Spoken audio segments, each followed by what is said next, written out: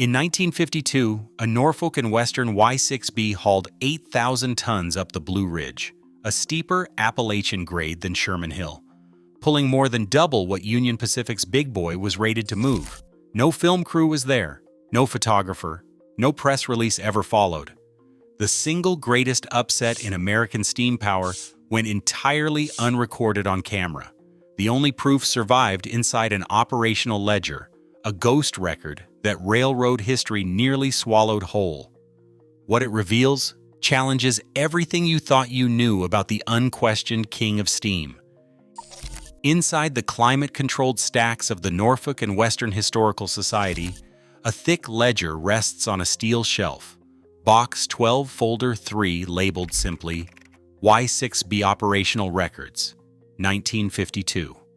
Its barcode and accession number, NWHHSML 1952 Y6b Log 001, are the first clues that this is no ordinary artifact. Every page is encoded with digital fingerprints, a scan date of February 15, 2024. A repository issued SHA 256 checksum, and embedded metadata that tracks its journey from the original N&W record room to the Society's vaults. The archivist, sleeves rolled and gloves on, logs each movement in the accession register, confirming the chain of custody, transferred under formal agreement in the 1990s, digitized page by page, and cataloged with every data field cross-referenced in the Society's database. The process is methodical. Each file is downloaded, the checksum calculated, and the result compared to the hash published in the Norfolk and Western Historical Society system. A digital guarantee that the scan is unaltered from the original. The ledger's physical copy remains under lock, available only by appointment in the reading room, while the high-resolution digital version is flagged as a high-value item in the archive's online portal. Every entry in the logbook is more than a number. The handwriting, the ink, the faded marginalia. Each detail is preserved, authenticated, and indexed. Accession metadata includes the scanner model, digitization timestamp, and even the initials of the archivist who handled the document. The Society's workflow leaves a trail that can be retraced by any researcher, ensuring that no claim rests on rumor or anecdote. This is how a ghost record becomes unassailable, through a transparent, traceable chain from the moment it left the corporate archive to its digital resurrection. The logbook stands as the tangible artifact that will soon reveal the numbers at the heart of this forgotten contest, shifting the story from whispered legend to historical fact. Union Pacific's Big Boy is the locomotive everyone knows, the giant on calendars, in museum halls, and at the center of every steam-era photo op. Its image, cast in bronze at the National Museum of Transportation and emblazoned across excursion schedules, became a brand unto itself. Children in the 1950s could buy Big Boy model kits at hardware stores, and rail fans lined up along Sherman Hill for a glimpse of its passage. Union Pacific's publicity department worked overtime, staging press events and distributing glossy brochures that turned the Big Boy into a rolling symbol of American industrial might. The legend was built not just on iron and steam, but on careful storytelling and relentless self-promotion. Norfolk and Western's Y6b, by contrast, was never paraded before the public. There were no fan trips, no commemorative plates, no preserved unit on a museum plinth. The Y6b's world was the coal, dust, and cinders of the Appalachian mainline. Norfolk and Western's culture centered on moving freight, not courting headlines. The railroad's operational secrecy was almost policy. Performance logs were kept for internal audits, not for magazine spreads. Even as the Y6b quietly shouldered heavier loads up steeper grades, its feats remained locked in ledgers, noticed only by the crews who ran them and the dispatchers who tallied the numbers at the end of each shift. This asymmetry shaped more than reputation. It shaped memory. The Big Boy's story was curated for the public, its power measured in spectacle and survival. 8 big boys were preserved, each one a shrine to the legend. Not a single Y6b was saved. The only trace left is in the handwriting of a dispatcher and the fading recollections of men who worked the Blue Ridge. The contest between these locomotives was never just about tonnage or tractive effort. It was about who gets remembered and who becomes a ghost in the archive. When the facts finally surface, they challenge the very foundation of what makes a legend. Is it what a locomotive did? Or how loudly the story was told? The difference between what is remembered and what is documented runs deeper than a matter of pride or nostalgia. In railroading, as in any field shaped by spectacle, the story told often eclipses the story lived. The Big Boys legend is everywhere, etched in museum plaques, immortalized in photo essays, and newaries and replayed in anniversary excursions. Its feats are not just preserved, but curated, reinforced by decades of repetition and celebration. Yet the Y6b's quiet challenge, captured only in a faded logbook and the memories of a handful of men, raises a question that historians have wrestled with for generations. How does publicity sculpt the very shape of history? Memory, left unchecked, is vulnerable to the loudest voice. When a locomotive becomes a brand, its story is retold until it hardens into fact, even when the numbers tell another tale. The Y6b's ghost record stands as a counterweight to this process. It is not just another entry in the annals of railroading, but a test case for how evidence can unsettle the foundations of legend. Publicity bias is not unique to trains. It colors the way wars, inventions, and even everyday lives are recalled. The most visible moments become the most real, while quieter triumphs, especially those never filmed or feted, fade into the margins. For researchers, the stakes are clear. To accept the Big Boys' supremacy without examining the Y6b's authenticated record is to let narrative drown out documentation.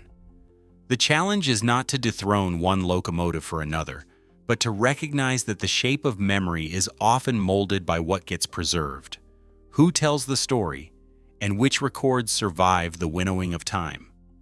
In the end, the question is not just about trains, but about truth itself. How many achievements are lost because they were never witnessed, never promoted, never made into legend? The answer may rest in a single unheralded ledger waiting to be read. On the map, the Blue Ridge and Sherman Hill look like parallel challenges, lines of steel threading through mountains, each with its own reputation. But the numbers tell a different story.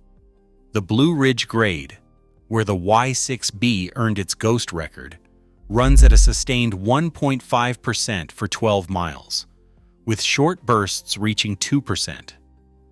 Curves tighten to 12 degrees, forcing heavy trains to crawl through bends sharper than almost anywhere in the West.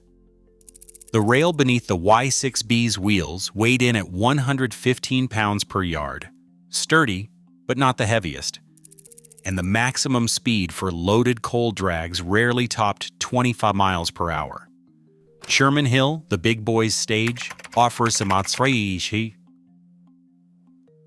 climb of 1.5% as well, but stretches longer, 19 miles up to the crest near Laramie. The curves are gentler, maxing out at 8 degrees, and the rail is heavier at 132 pounds per yard, built to handle the heaviest axle loads in the country. Here, the Big Boys' 4884 design was meant to keep freight moving at 30 to 35 miles per hour, even on the steepest parts. Union Pacific's official tonnage tables set the Big Boys' maximum solo rating at 3,500 tons for Sherman Hill. Anything heavier required a helper. The Y6b's documented 8,000-ton haul up the Blue Ridge, logged in 1952, stands in stark contrast not just in raw numbers, but in the context of a steeper, more winding climb. On paper, the Big Boys figures dominated the headlines and the museum plaques. In the shadows, the Y6b's quiet challenge unfolded on a grade that demanded more tractive effort per ton, more skill from the crew, and more faith in the machine. The difference between these two mountain corridors is not just a matter of geography. It is the hidden variable that turns a forgotten logbook entry into a direct challenge to the legend. When the numbers are laid side by side, the context for the Y6b's feat becomes impossible to ignore. The next page in the ledger will not just list a train and a date, but a direct comparison that upends the myth of which Locomotive truly ruled America's mountains. A heavy ledger rests open on the reading table, its pages thick with years of handwritten numbers and routine notations. The archivist's gloved hand steadies the book, then turns to a page dated October 10, 1952. The ink is faded but legible, a line of cursive that breaks the monotony of daily entries.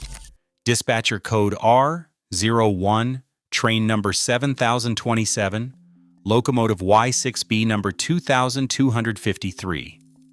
The column for tonnage stands out, 8,000.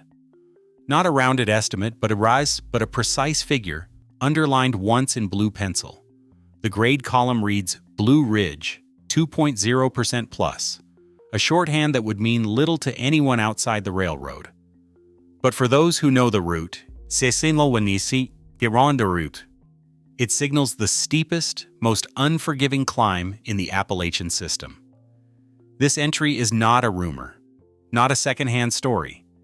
It is a primary record, written in the hand of a Norfolk and Western dispatcher whose job depended on accuracy.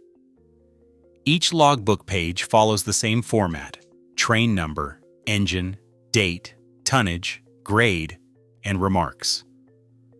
Most entries list loads in the 5,000 to 6,000 ton range. Only this one breaks the pattern. The 8,000 ton figure is not accompanied by any mention of a helper engine or double heading. The remarks field is blank, as if the dispatcher saw nothing unusual in what had just happened. The high-resolution scan captures every detail: the paper's watermark, the pressure of the pen, a fingerprint smudge in the margin. Metadata in the digital file confirms the scan date, February 15, 2024, and matches the SHA 256 checksum published in the Historical Society's database. The accession number N&W SML 1952Y6b log 001 ties the image directly to the physical ledger locked away in the archive's climate-controlled vault. There is no fanfare, no editorializing, just the unembellished fact of an 8,000-ton coal train, single-headed by a Y6b climbing the toughest grade on the line. The record stands in silent contrast to the Union Pacific Big Boys' official 3,500-ton rating on Sherman Hill. In this moment, the debate leaves the realm of possibility and enters the world of proof. The numbers are there, in black and blue, waiting for anyone willing to look past the legend and read the logbook. Steam in the Y6b worked twice before it was spent. High-pressure vapor from the boiler first struck the smaller rear cylinders, driving the rear engine. Instead of exhausting straight to the stack, this steam was piped forward, expanding again in the larger front cylinders. Each stage squeezed more energy from the same pound of coal, turning every bit of pressure into motion. The compound cycle, a two-stage process, was rare among American freight locomotives, and it gave the Y6b a distinct advantage on mountain grades. A mechanical analyst studying the Y6b's cutaway diagrams points to the intercepting valve at the heart of the system. When the engineer opened the throttle, the valve could direct boiler steam to all four cylinders at once for a burst of power, or route it through the compound cycle for maximum efficiency. On the steepest climbs, the engineer would engage the booster, an auxiliary steam engine mounted on the trailing truck. For the first few miles of the grade, the booster delivered up to 11,000 extra pounds of tractive effort, enough to start a loaded coal train rolling on a 2% slope without slipping a wheel. Pressure staging was not just a theoretical advantage. The logbook's numbers, when matched to the Y6b's cylinder dimensions and boiler pressure, showed that the locomotive could deliver over 112,000 pounds of continuous tractive effort in compound mode. With the booster engaged, starting tractive effort peaked near 130,000 pounds, figures that rivaled or exceeded the big boy's best, but at lower speeds and on steeper grades. The physics of the compound system meant less wasted heat, steadier torque, and more reliable adhesion, especially on sharp curves slick with coal dust and rain. In the end, the Y6b's mechanical secrets were hidden in plain sight, etched into blueprints, recorded in test reports, and proven in the ledger's unembellished tonnage.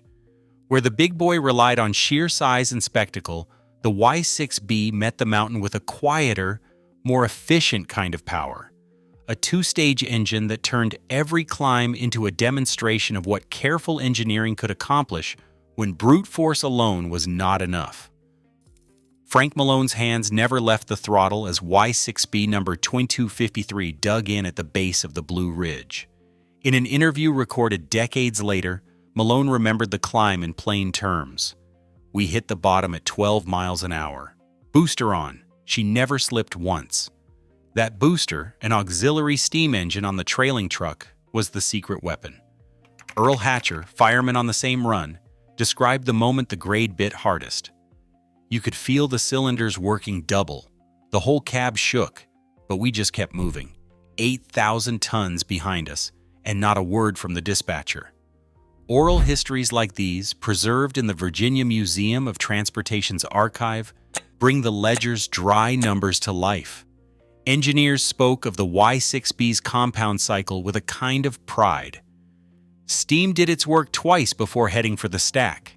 The booster, they said, was the difference between stalling and making it to the summit. Crew accounts matched the logbook entry for October 10, 1952. No helpers, no drama, just a mountain of coal and a locomotive built to make the improbable routine. In these voices, the ghost record becomes something more than a statistic. It becomes lived experience, a memory as solid as the steel rails themselves. Skeptics have not been silent about the Y6b's ghost record. To test the claim, researchers pulled more than just a single logbook page.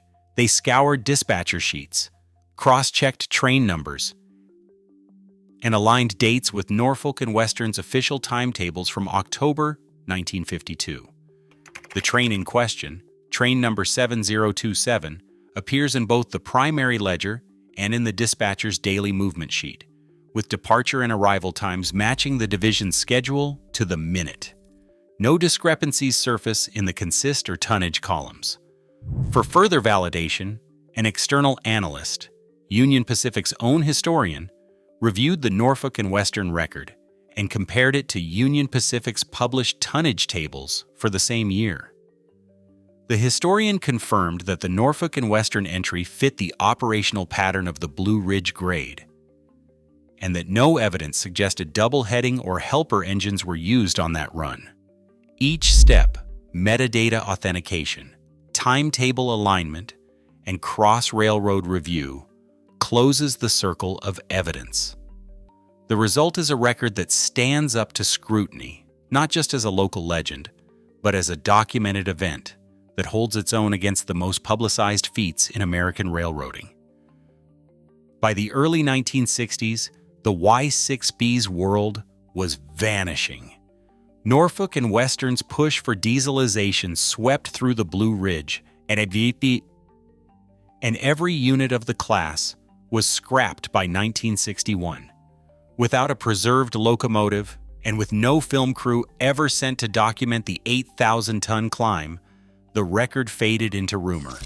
The company's media policy, focused on internal audits and operational secrecy, meant that no official photographs or newsreels captured the feat. Union Pacific's Big Boy, by contrast, survived in museums and on magazine covers, its legend reinforced by preservation. while the Y6b's story dissolved into the archives. For decades, the only evidence was a handful of handwritten ledgers, boxed and forgotten, in the vaults of the Norfolk and Western Historical Society. The shift came quietly, decades later, as a new generation of preservationists and archivists launched a digitization campaign. Between 2018 and 2022, teams scanned over 250,000 items, including the operational records that held the Y6b's ghost entry. Each scan was logged with metadata, accession numbers, and digital checksums, creating a transparent chain of custody for the first time. This surge of archival work did more than rescue fading ink from oblivion. It reopened the question of what counts as historical fact and who gets to decide which stories endure. The absence of footage once meant erasure. Now a scanned ledger and a verified digital file can revive a forgotten record and force a second look at the legends of American steam.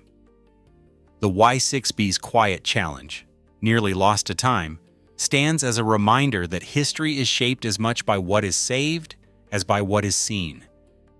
Today, the big boy stands in museums and headlines, while the Y6b's ghost record lingers in logbooks and memory. The quiet challenge it posed still asks, do we honor what cameras capture or what crews endure? In a world shaped by marketing over merit, forgotten giants remind us history's loudest legends aren't always its truest. What stories remain invisible when no one is watching? Share your thoughts below.